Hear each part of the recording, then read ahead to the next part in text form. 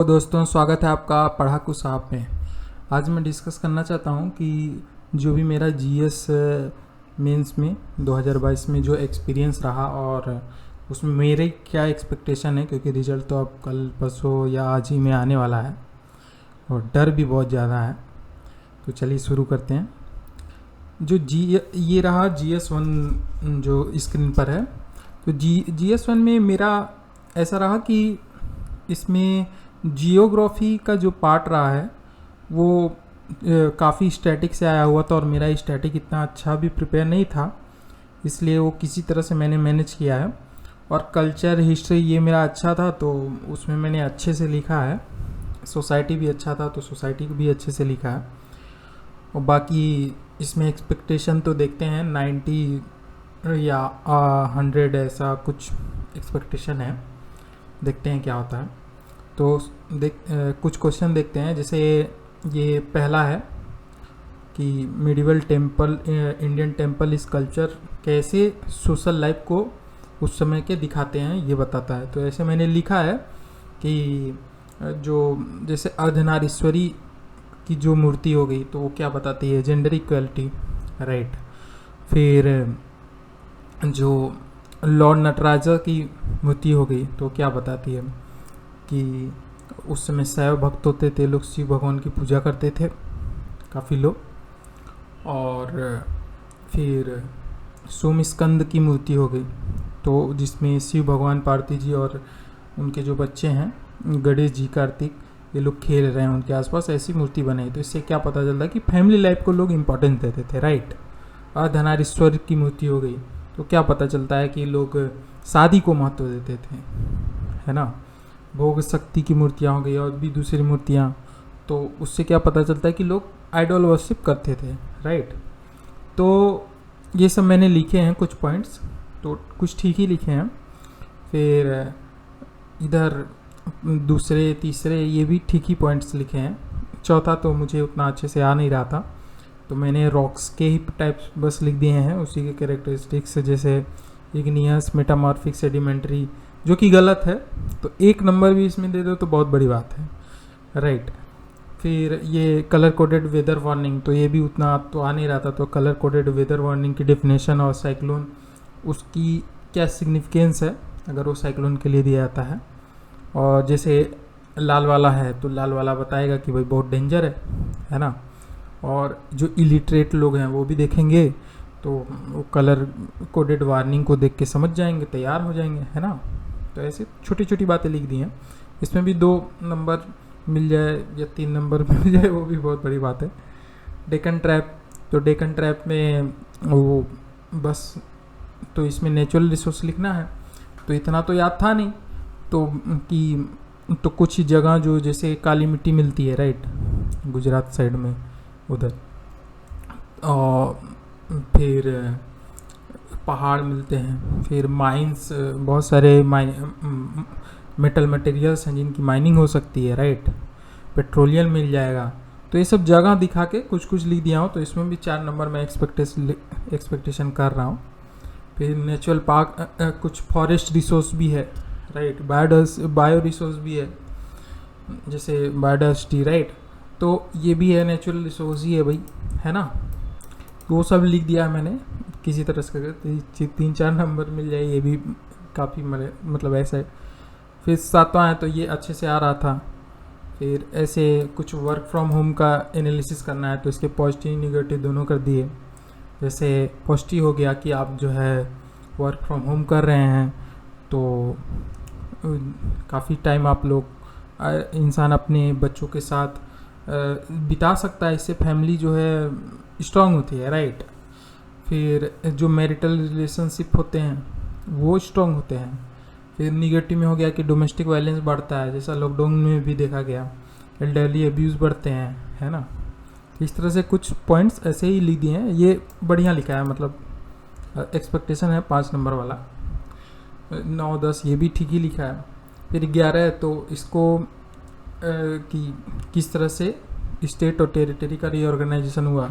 तो शुरू कीजिए 1850 से कि भाई क्वीन प्रोक्लेमेशन हो गया, बंगाल पार्टीशन हो गया, राइट। उसके बाद जो इंडिया का ही पार्टीशन हो गया है ना। फिर सरदार पटेल जी ने यूनिटी करा कि जो भी प्रिंसली स्टेट हैं उसको मिला लिए।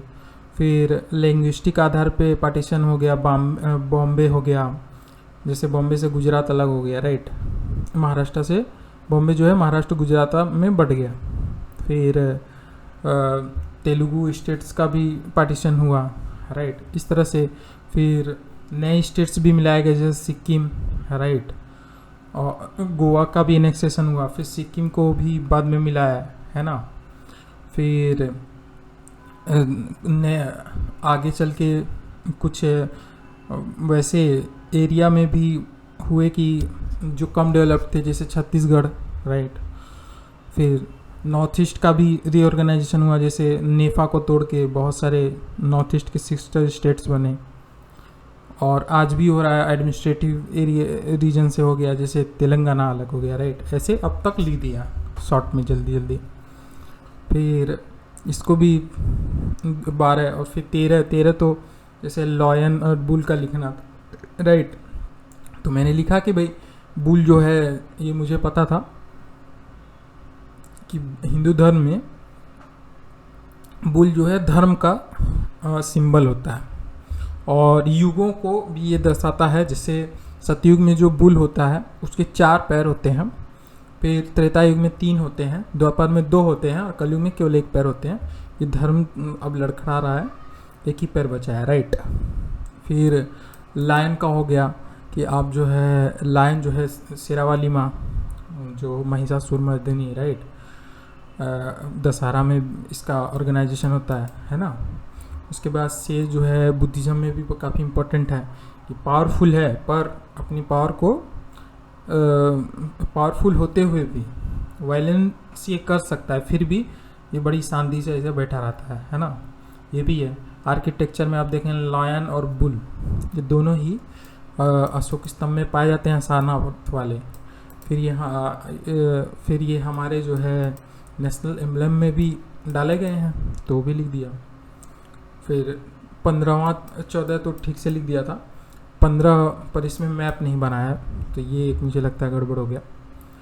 फिर 15वां हो गया, तो ये थोड़ा कंट्री का नाम ही नहीं पता था, तो ये ज़्यादा ये अच्छे से कुछ लिख नहीं पाया।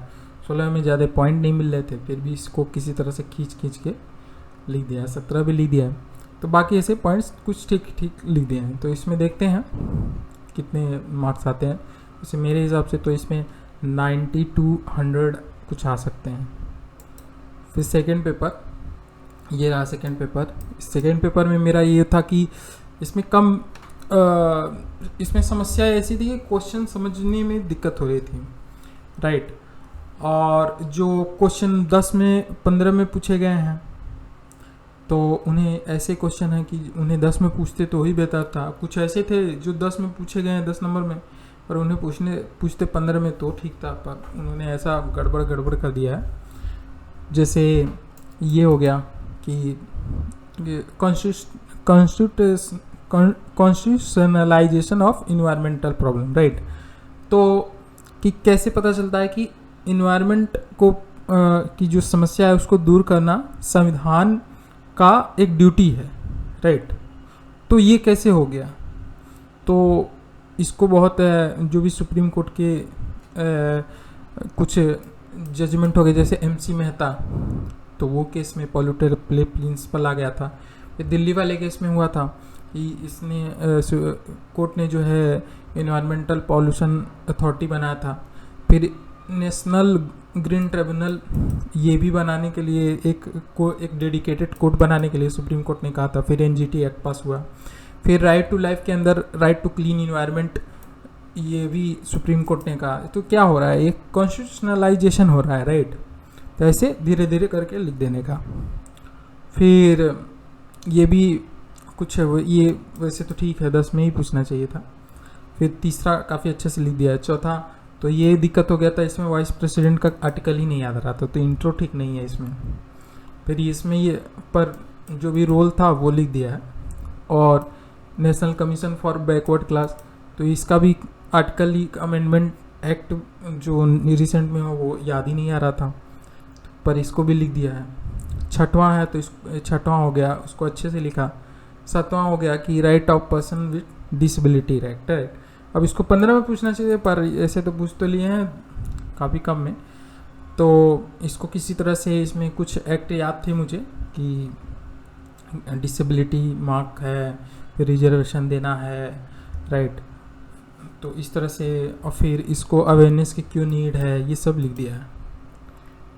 तो काफ़ी ऐसे, जैसे ये क्वेश्चन हो गया 10वां। अब ये 15 में पूछना चाहिए था, पर केवल 2 पेज में 10 नंबर में इन्होंने कई क्वेश्चन पूछ लिए हैं कि डू यू थिंक ये बीम स्टैक पैरेलल है कि नहीं सर के। भाई डू यू थिंक पूछा है तो यस या नो, दोनों तरफ के आर्गुमेंट देने पड़ेंगे। फिर सिमिलैरिटी डिसिमिलैरिटी पूछ लिया है, ये भी एक और 2 क्वेश्चन हो गया। फिर ये इंडियन फॉरेन पॉलिसी के लिए क्या इसमें इम्पोर्टेंस है, एक और 5 क्वेश्चन 10 नंबर पे पूछ लिया है, वो भी काफ़ी सिमिलर भी हैं। और यहाँ 11वां में, इस वाले क्वेश्चन में सबसे कठिन बात यह है कि केस लॉज पूछ लिए हैं। भाई केस लॉज इतने याद नहीं होते, वो भी 15 नंबर में, तो ये तो काफ़ी गड़बड़ लिख दिया है। फिर इसको फ्रेम ही करने में दिक्कत हो रहा था कि कैसे फ्रेम करना है। 14 में पढ़ा ही नहीं था प्रेजेंट, अब तो किसी तरह से लॉजिक लगा के लिखा है। 3 पेज तो हो ही नहीं पा रहा है, 2 ही पेज हुआ किसी तरह से, वो भी। फिर अब जल्दबाजी में टाइम काफ़ी कम हो गया था, क्योंकि इसमें सोचना ज़्यादा पड़ रहा था और कंटेंट था कम। फिर ये डोनर एजेंसी का वाला हो गया, तो इसको किसी तरह से लिखा।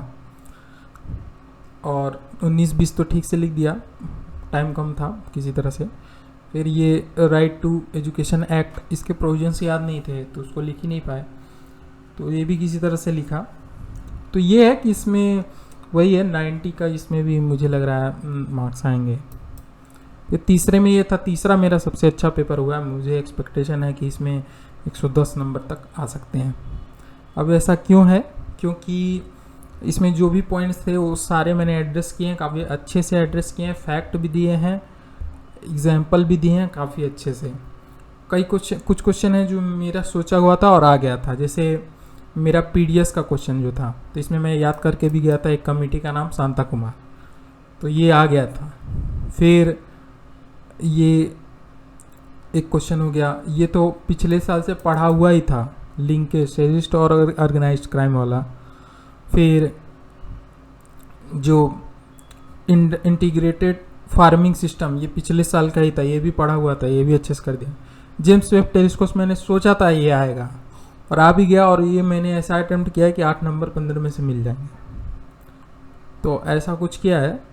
बाकी ये इस पेपर की समस्या ये थी कि ये काफ़ी लेंदी था, मतलब अंत तक जाते जाते काफ़ी कम समय बचता। जैसे नेशनलिज्म वाला, ये मैंने बस 5 मिनट में लिखा है किसी तरह से, ये सोशल इकोनॉमिक डेवलपमेंटल इशू है, फिर इमर्जिंग इशू क्या है, फिर मल्टी लेयर स्ट्रेटजी क्या होनी चाहिए, तो ये मतलब किसी तरह से मैंने लिखा राइट। फिर भी इसमें ये है कि 110 ऐसे आ जाना चाहिए। पेपर 4 की सबसे बड़ी समस्या थी कि इसमें ये बहुत लेंदी था, इतना लेंदी था कि ये 64 पेज दिया था उन्होंने, और 64 पेज आपके भर जाएंगे, ऐसा नहीं है कि वो नहीं भरेगा, क्योंकि ये क्वेश्चन ही ऐसे बनाए गए हैं, और 3 घंटे में आपको 64 पेज लिखने हैं। और ये हैं छोटे छोटे क्वेश्चन जो हमेशा छोटे होते हैं, इस बार बड़े हो गए 4-4, तो इसको समझना है पहले, फिर लिखना है, तो ये इसकी समस्या थी। तो इसमें जिस तरह के एग्जाम्पल आप डायग्राम ऐसा कुछ सोच के गए, तो वो काफ़ी लोग नहीं लिख पाए। किसी तरह से मैंने कुछ एग्जाम्पल डाले हैं, पर जिस तरह से मैं टेस्ट में लिखता था और 130 तक नंबर मैंने अंत में पाया था, तो अभी मेरा ऐसा अटेम्प्ट हुआ जैसे मैं 100 नंबर आ गए, बहुत बड़ी बात है, पर पेपर पूरा अटेम्प्ट कर दिया। जैसे अब यही हो गया कि विजडम वाला, तो ये समझने में तो शुरू से ही मैंने तेज़ी से लिखा, किसी तरह से प्री ऑक्यूपेंसी, मतलब लोग ऐसे घर के इमोशनल मामले में या मैटर कोई हो, कि जैसे सेक्स एजुकेशन है, मतलब सेक्स रेशियो है राइट, सेक्स रेशियो है तो उसको सुधारना है, तो बस PCPNDT एक्ट इस तरह पे ध्यान देते हैं, ये नहीं सोचते हैं कि भाई कोर रीज़न क्या है, सन मेटा प्रेफरेंस राइट। फिर ये हो गया पॉजिटिव माइंड नेगेटिव माइंड, तो बस एक दो दो उदाहरण, एक एक उदाहरण बस दे पाया है एक एग्जाम्पल का कि पॉजिटिव माइंडेड है भाई। कोई ऐसे एग्जाम्पल है कि आपको एक कोई महिला आई, बूढ़ी महिला, पर वो काफ़ी, उसका कोई है नहीं, उसको मतलब स्कीम से चाहिए था कुछ, पर ये है कि जो स्कीम है वो बनाई गई है किसके लिए, कोई SC ST इस तरह के लिए, दलित के लिए, राइट। पर वो दलित है नहीं, पर उसकी परिस्थिति बहुत ख़राब है। तो जो रूल्स रेगुलेशन वाला होगा, निगेटिव माइंडेड होगा, वो क्या करेगा भाई, वो कानून के अंदर है नहीं, स्कीम तो अलाउ नहीं कर रहा है, तो उसको भेज देगा। और जो पॉजिटिव माइंडेड वाला होगा फिर भी हेल्प करेगा, रूल्स का भी पालन करेगा, क्राउड फंडिंग या दूसरे स्कीम से जो जिसके रूल के अंतर्गत कवर हो रहा है। इस तरह से पॉजिटिव माइंडेड ऑफिसर्स जो है काम करते हैं। जैसे एक IAS थे, आर्मस्ट्रांग पामे, राइट। तो पैसे की कमी थी और उन्होंने खुद एफर्ट डाला, काफ़ी क्राउड फंडिंग की और जो है बहुत बड़ी मणिपुर में जो रोड थी बना डाली, राइट। तो इस तरह की चीज़ें इसमें लिखा, और पर यही है टाइम कम था। फिर ये जो है, ये जो बड़े बड़े हैं इन्होंने पूछ लिया, पर इसमें ये था कि पढ़ने में आपको टाइम लग रहा है, पर क्वेश्चन अंत में वो छोटा ही पूछना है कि इथिकल इश्यूज क्या है वॉर को लॉन्च करने में या उसको कंटिन्यू रखने में, राइट। अब ये डायरेक्ट भी पूछ लेते तो भी आंसर लगभग वही आता, पर यही है कि इसमें चूंकि ये दिए हैं तो रशिया यूक्रेन का एग्जाम्पल देना पड़ेगा, राइट। फिर ये भी पूछ लिया 5 क्वेश्चन 10 नंबर में, भाई इसमें भी आधा आधा पेज आप किसी तरह से लिखेंगे, है ना। फिर ये जो केस स्टडी के क्वेश्चन है, भाई अब केस स्टडी का क्वेश्चन देखिए यहाँ से यहाँ तक, और इसमें आपको ऑप्शंस लिखने हैं, उनके डिमेरिट लिखने हैं, इथिकल इश्यूज लिखने हैं, कौन सा आप क्या करेंगे, राइट। और वो जो आप रास्ता चुन रहे हैं वो क्यों चुन रहे हैं, सब लिखना है। और इतना बड़ा बड़ा केस स्टडी पढ़ना भी है, तो मुश्किल से मेरा ये प्लान था कि 1.5 घंटा उसके लिए, 1.5 घंटा इसके लिए, 15-15 मिनट एक केस स्टडी के लिए, 5 मिनट में पढ़ो, 10 मिनट में लिखो, राइट, फटाफट। तो मैंने इस तरह से लिखा। तो ये मैंने क्या काम किया कि ऑप्शंस को मैंने 2 ही तक लिमिट रखा कि ये करेगा, एक दूसरा नहीं करेगा, राइट। मतलब 2 एक्सट्रीम्स को रखे, और जो अप्रोप्रिएट एक्शन है वो एक अच्छा मिडिल पाथ वाला दिया मैंने। पर ज़्यादा ऑप्शन मैंने नहीं लिखे, क्योंकि ऑप्शन लिख रहे हैं आप, 2 मेरिट 2 डीमेरिट भी तो लिखेंगे, और 10 मिनट में क्या क्या लिखेंगे, ये भी है। अब जैसे दूसरा क्वेश्चन है, तो इसमें वो सब तो पूछा ही है, और भी पूछ लिया कि भाई ये भी बताओ कि जो पॉलिसी मेजर है, अगर किसी तरह की इन्फिल्ट्रेशन हो रही तो किस तरह कर लेंगे, ये भी, तो उसे 15 मिनट में ये भी लिखना है। फिर ये क्वेश्चन हो गया, और सारे बड़े बड़े ही हैं कि अगर क्या टाइप की ट्रेनिंग आप पुलिस ऑफिसर्स के लिए इस सिनेरियो में सजेस्ट करेंगे, ये एक अलग एक्स्ट्रा पूछ लिया, राइट। इस तरह से ये लोग पूछ ले रहे थे, तो काफ़ी मतलब बड़ा कर दिया था पेपर को, राइट। तो ये है कि पेपर कंप्लीट मैंने कर दिया। ऑप्शंस जैसे काफ़ी लोग 3-4 लिखते हैं, फिर मेरिट डिमेरिट भी लिख देते हैं, पर ये है कि पॉसिबल नहीं पा रहा था, इसलिए ऑप्शंस के तौर पे 2 ऑप्शन मैंने एक्सट्रीम्स और फिर मिडिल पाथ का चूज अप्रोप्रिएट एक्शन में लिखा। फिर उन सब के रीजंस भी दिए, इस तरह से मैंने ये चूज किया। अब देखते हैं 100 नंबर इसमें एक्सपेक्ट कर रहा हूँ मैं, पर देखते हैं क्या होता है। तो मेरा जीएस जो है लगभग एवरेज ही गया था। समस्या मेरी क्या हुई थी कि जो मेरा मैथ का पेपर है, पेपर 1, वो बहुत डिजास्टर हो गया था। उसमें हुआ क्या कि जो मेरा पेपर 1 था, उसको जो बीच के समय होता है, सारे जीएस के पेपर ख़त्म हो जाते हैं, और जो ऑप्शनल का पेपर होता है और लैंग्वेज का, उसके बीच में 5 दिन पड़ता है। मैंने 5 दिन केवल पेपर 1 की तैयारी करी, पेपर 2 मैंने छुआ भी नहीं। और पेपर 1 इतना मुझे कठिन लग रहा था। कुछ लोग हैं जो कह रहे हैं नहीं मैथ तो बहुत आसान था, पर मुझे कठिन लग रहा था। तो मैंने लिखा और उसमें 50 नंबर के क्वेश्चन छूट गए इस तरह का, क्योंकि क्वेश्चन मुझे काफ़ी कठिन लग रहे।